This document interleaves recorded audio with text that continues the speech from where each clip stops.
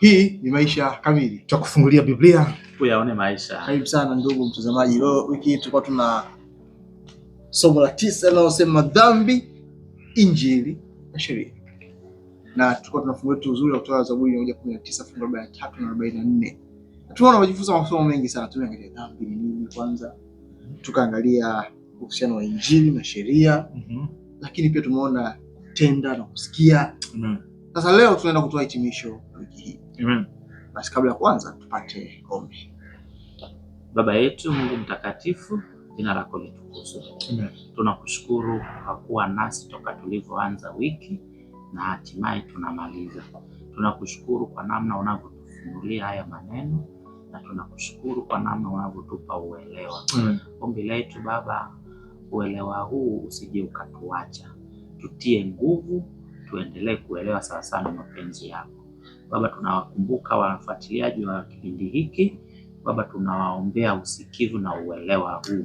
Wapate kuelewa na mwisho wa siku ufalme wako ukajengwe. Amen. Katika jina la Yesu Kristo. Amen. Amina. Dhambi, injili na sheria. Twende Zaburi ya 119 kwa pamoja. 93 na 94 ndio fungu ambalo limeshikilia masomo haya kuhusu dhambi, injili na sheria. Hata milele sitayasahau maagizo yako, maana kwa hayo umenihuisha.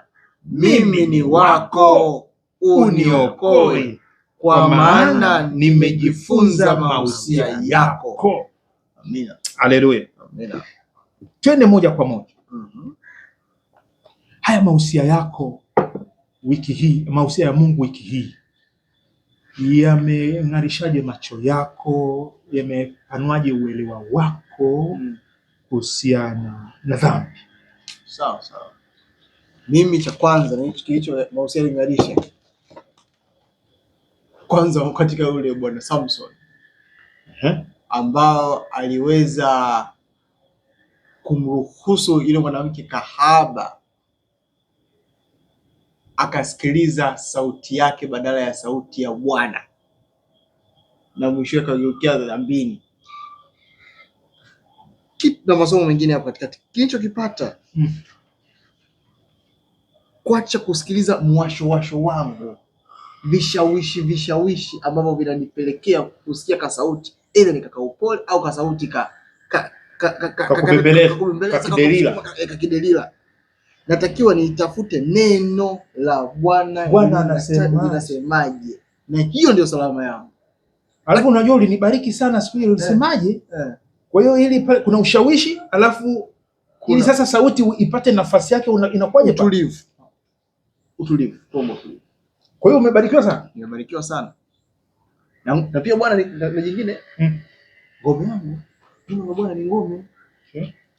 Adui akija ninalo neno ambalo linanisaidia kwa hata hali yoyote ile ambayo ya kiushawishi kija. Mimi nina neno lake.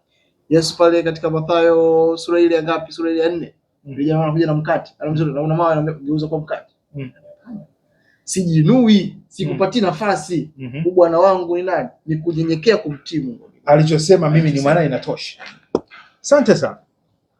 Wewe tena umeenda ukaongeza. Kweli unaona umehuishwa.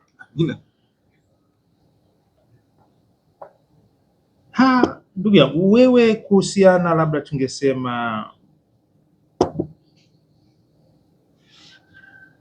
hivi, dhambi jinsi inavyoharibu uhusiano wetu na Mungu na wengine. Namna gani dhambi inafanya hivi? Inaharibu uhusiano wetu na Mungu na wengine. Kwa nini dhambi ni adui wa mahusiano? Kwa vipi?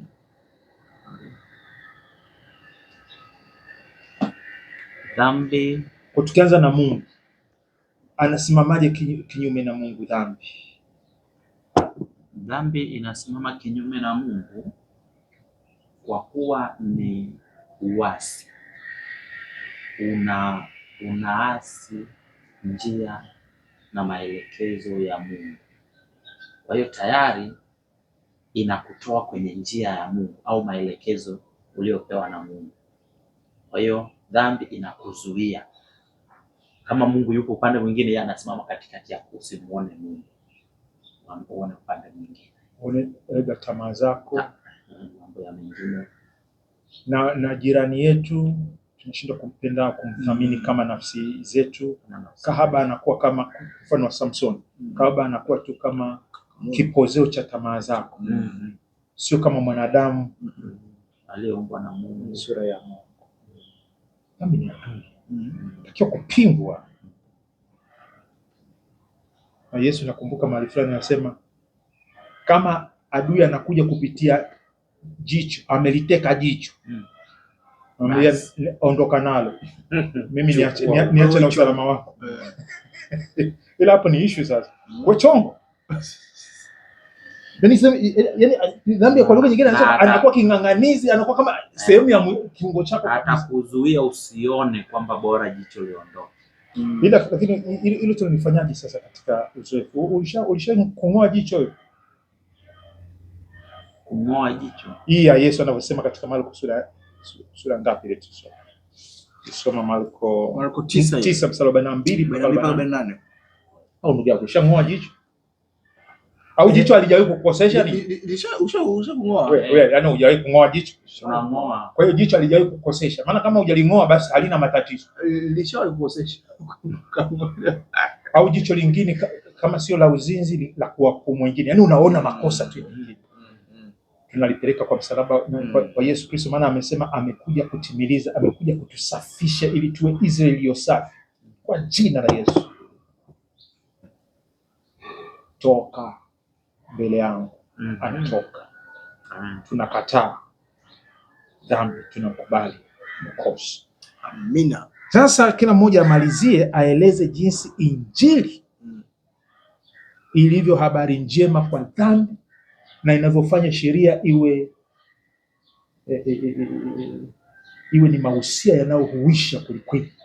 Hivi ujio wa Yesu na habari zake kwa vipi ni utimilifu wa sheria? Kwa vipi ni habari njema za wokovu? Imekubariki vipi kuelewa hivyo, au unaweza kulielezeaje hilo? Chagua lolote. Karibu.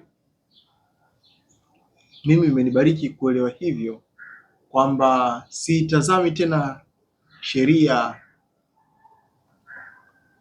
kama kirani, kama mnyampara. Maana nikifanya hivyo ninakuwa kwanza ngumu kuitimiliza na siwezi. Kwa hiyo unaitazamaje sheria? Na kwa lugha nyingine itazidi kuwasha tamaa mwilini mwangu. Na hiyo itazama sheria sasa hivi katika macho ya Yesu. Katika macho ya Yesu sasa. Sheria ni utimilifu. Sheria ni Kristo. Na Injili ni utimilifu wa sheria. Sasa imekuja kumdhihirisha Yesu Kristo sasa kwamba yeye kumbe lile lengo la sheria ndio huyu Yesu Kristo. Na sasa kupitia hapo unaona Injili, ambayo hiyo Injili inatangaza upendo ambao namuona Mungu ndani yake. Na wokovu pia. Kutoka kwenye dhambi. Kwa mimi naifurahia. Kwa hiyo ukiwa ndani yake ninaishika. Unampenda Mungu. Ninampenda Mungu. Unapenda wapi? Ninapenda wapi? Kama Kristo alivyokupenda. Kama Kristo alivyonipenda. Sio kama shuruti. Sio kama shuruti. Tena inanifungua. Yaani unatabasamu kabisa. Natabasamu kabisa ndani ya Kristo. Yeye nifurahia. Kahaba unamwacha apite kabisa hapo nini? Yaani bila kuumia. Ni uumbaji wa Mungu. Tena inanivutia nishie na yeye pia wokovu. Umeona ndugu yako hapa anapotamba. Anatamba.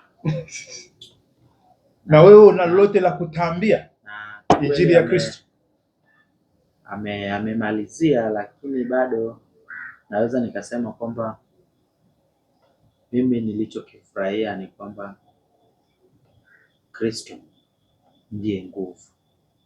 Yaani ukimfuata Kristo sheria haiwi mzigo, kwamba Kristo ameturahisishia. Ni tofauti na kama watu wanavyobeba kama mzigo, kwamba kwa hiyo wewe nikuulize binafsi. tunalalamika sheria ni nzuri, lakini kwa mwili huu afu umesema amekurahisishia ni nguvu. Amekurahisishia kivipi? Amekurahisishia kivipi? Yaani amenirahisishia kwamba namfuata, nimempokea. Huo msukumo wa kumfuata ni mteremko. Yaani msukumo wa kumfuata ni yeye ndiye aliyenipa nguvu. Lakini hiyo nguvu hii sasa, kwani nguvu ya kunyanyua vyuma au nini? Nguvu ipi? Eleze hiyo nguvu ya neno lake.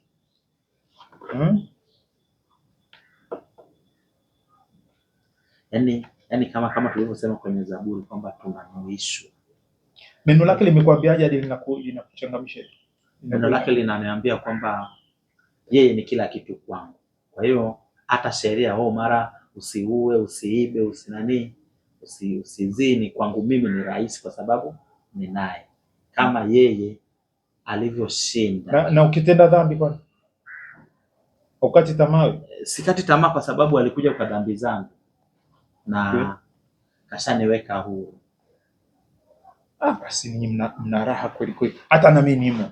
Sasa kila mmoja atamke neno la kumbariki tunapomhitimisha masomo haya mazuri: dhambi, injili, sheria na injili.